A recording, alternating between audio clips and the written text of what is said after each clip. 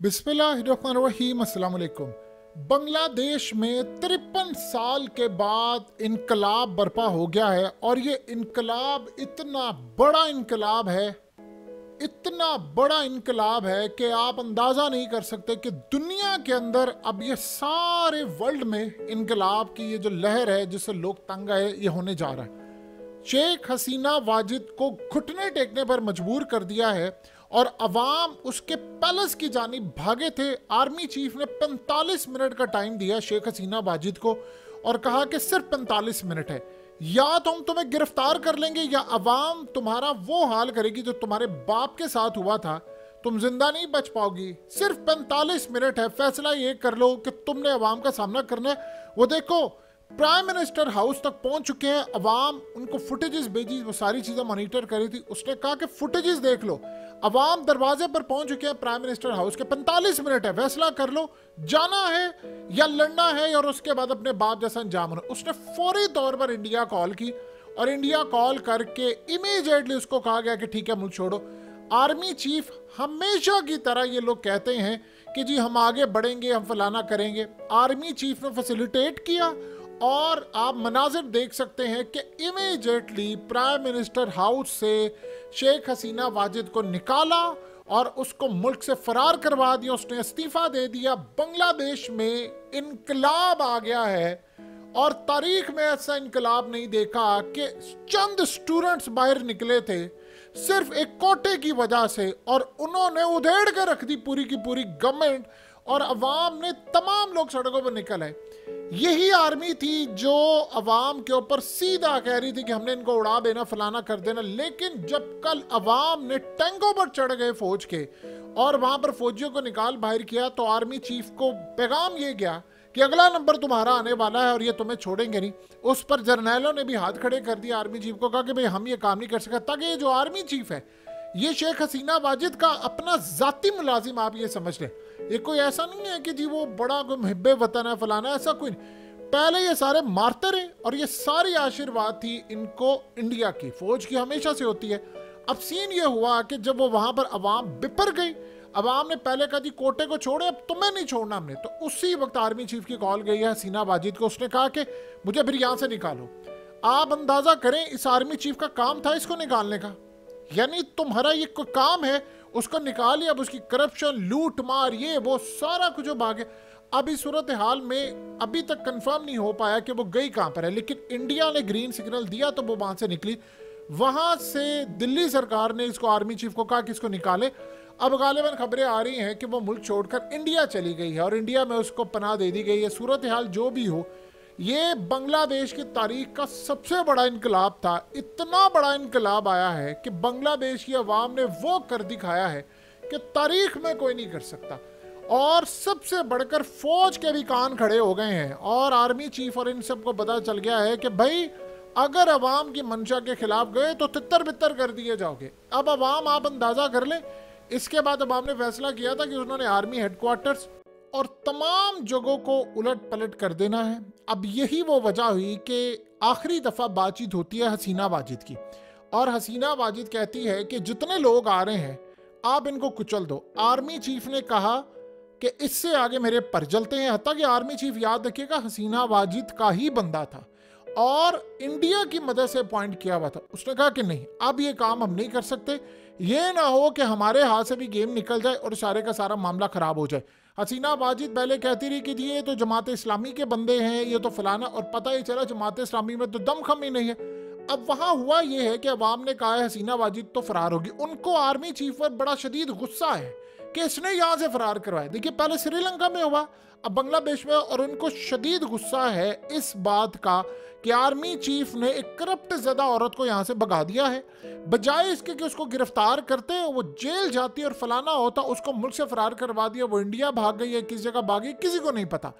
अब यहाँ जो सबसे बड़ा सिनेरियो ये पैदा हुआ है कि वो कह रहे हैं कि अदालतें आज़ाद करें, कोई फौज का नुमाइंदा, एजेंसियों का नुमाइंदा, हुकूमत का नुमाइंदा, ये तमाम के तमाम जो जजेस अवामी लीग के हैं उनको भी फारिग करें। फौज के अंदर भी जो अवामी लीग के बंदे बैठे हैं, ये जितना कोटा सिस्टम में अवामी लीग के लोग आए हैं, इन सब को उठाकर बाहर फेंके। हमने किसी को बर्दाश्त नहीं करना।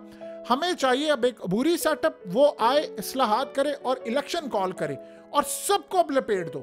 अब आप ये सोचे, आज के बाद अवामी लीग का तो हो गया वहां से सफाया, अब अवाम ने इनको छोड़ना नहीं। अब वो जो बात कर रहे हैं, ये बात याद रखिएगा, अभी ये जो आर्मी चीफ है इसने जो हरकत की है, अवाम को इसके ऊपर शदीद गुस्सा है। उसकी सबसे बड़ी मेन वजह ये है, अब वो वहां पर ये बात कह रहे हैं कि तुमने इसको भगाया है, हमने इससे 300 लोग हमारे मारे गए हैं, जख्मी हुए, हमें जितना लॉस हुआ है, हमने वो सारे का सारा लॉस पूरा करवाना है, हम नहीं किसी सूरत बाज आने वाले। अब आप ये देखिएगा कि आर्मी चीफ जो ख्वाब देख रहे हैं कि जी हम आ जाएंगे, हम टेक ओवर कर लेंगे, फलाना कर लेंगे, आखिरी जो कॉल थी वो हसीना वाजिद की भारत को थी पहले, सेकंड लास्ट कॉल, और फिर लास्ट कॉल जो थी आर्मी चीफ को थी कि ठीक है मैं तैयार हूँ, रिजाइन करूँ, मुझे इमीडिएटली यहाँ से निकालो। उसको वहाँ से निकाला गया और निकाल कर अब इंडिया या न जाने किस जगह पहुँचा दिया गया है। और ये बात आप ज़हन में रखिएगा, पल पल की जो खबर थी वो सबसे पहले इंडिया को पता थी। यानी आप ये सोच लें कि उसने दिल्ली फ़ोन घुमाया है मोदी सरकार को और पूछा है ये क्या सूरत हाल है। अब जो खबरें आ रही कि वो इंडिया भागी, किसी को नहीं पता। वहां से खबर आ रही थी सुबह की जी उनके सबसे पहले उनके मीडिया ने कहा कि रिजाइन करने के लिए जा रही है। देखिए ये तो सबको पता था कि जिस तरह वहां बिपर गई ये तो काम होना है, लेकिन जो सूरत हाल पैदा हुई है वो उससे आप अंदाज़ा लगा सकते हैं कि अवाम का गुस्सा इतना ज़्यादा है। अभी ये जो आर्मी, उनको पता है कि आर्मी के अंदर ये सारे लोग हैं, अब सोचो उन्होंने इसको भगा दिया। आर्मी ये चाह रही है कि अवाम का गुस्सा ठंडा हो जाए, हम उसको ये कहें कि जी देखो हसीना वाजिद को तो हमने भगा दिया है, अब आप नए इंतखाबात की तैयारी करें। लोग कह रहे हैं कि वो जो करप्शन है उसका पैसा किधर गया जो तुम्हें हिस्से मिल रहे थे। और सबसे बढ़कर बात यह है कि ये जो हाल हुआ है, हमने हमारे बंदे मार दिए हैं और तुमने उसको रिहा करवा दिया है, ये हम कतन किसी सूरत बर्दाश्त नहीं करने वाले। अब इसका सबसे ज़्यादा खतरनाक एक मरहला ये आने वाला है कि अब जो नया सेटअप आएगा वो इंडिया वाला नहीं होगा, और वो कोई भी ऐसा काम करेंगे तो अवाम उनको नहीं छोड़ेगी। अवाम का अब गुस्सा जो है वो कंट्रोल से बाहर हो चुका है। देखिए सिंपल सा एहतजाज था स्टूडेंट्स का, अब ये चीज़ जो है वो पूरी दुनिया के अंदर लपेट में आने वाली है।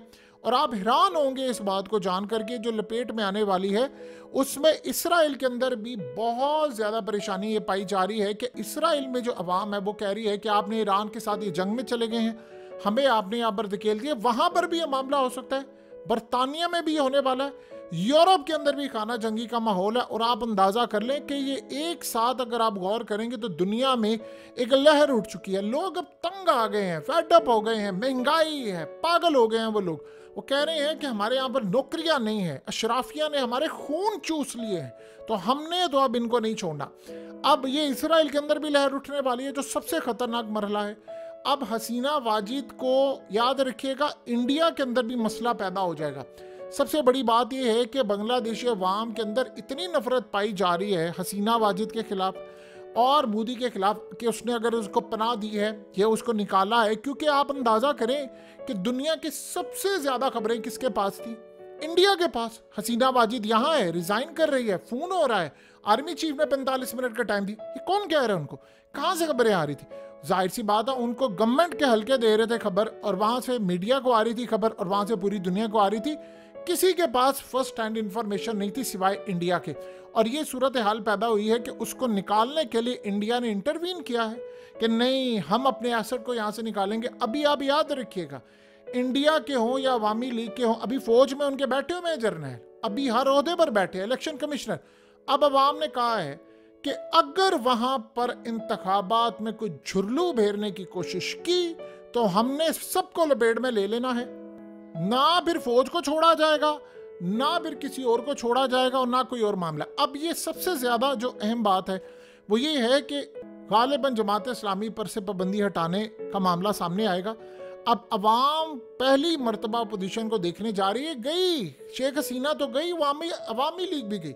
अब ये लहर यूरोप में उठनी है, ये जानी है एशिया के अंदर, और ये उसके बाद दुनिया भर के अंदर ये लहर उठनी है। और इस सूरत हाल में याद रखिएगा, मेन जो वजह बनी है वो है महंगाई। मेन जो वजह बनी है वो तमाम की तमाम ये चीज़ें हैं। अब ये सूरत हाल हुई है कि पहली दफ़ा बांग्लादेश में अवाम निकल गई और इनकलाब की दस्तक इस वक्त हर जगह सुनाई दे रही है। सो आने वाले वक्त में हालात ये बता रहे हैं कि इस वक्त बांग्लादेश नहीं, पूरी दुनिया के अंदर इनकलाब दस्तक दे रहा है, पुराने बुर्ज उलट रहे हैं और आवाम के सब्र का पैमाना लबरेज हो चुका है।